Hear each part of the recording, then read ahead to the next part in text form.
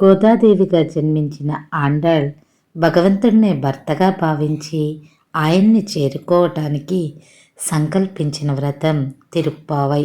తిరుప్పావైలో 30 పాసురాలు ఉంటాయి. అందులో 4వ పాసురం ఇలా ఉంది.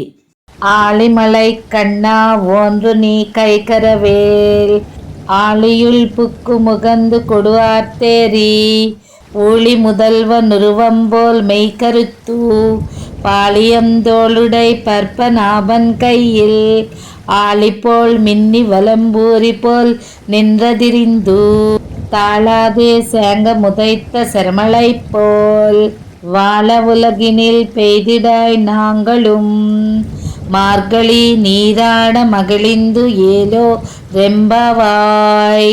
గోదాదేవి పద్మనాభ స్వామిని ఈ విధంగా ప్రార్థిస్తుంది. పద్మనాభ, నీలమేఘ శ్యాముని వలె కారుమేఘములు ఆకాశమంతా ఆక్రమించి ఉన్నాయి. దేశ సౌభాగ్యం కొరకు వర్షమును కురిపించు. నీ హస్తములను అలంకరించి ఉన్న సుదర్శనం నందలి వెలుగు, పాంచజన్యం నుండి వెలువడే ధ్వని, శాంగం నుండి విడువబడు బాణాల పరంపరల వలె వర్షం ఏకధారగా కురియనిమ్ము. వ్రతమాచరిస్తున్న మేము తనివి తీరా వర్షధారల్లో స్నానము చేసేదము.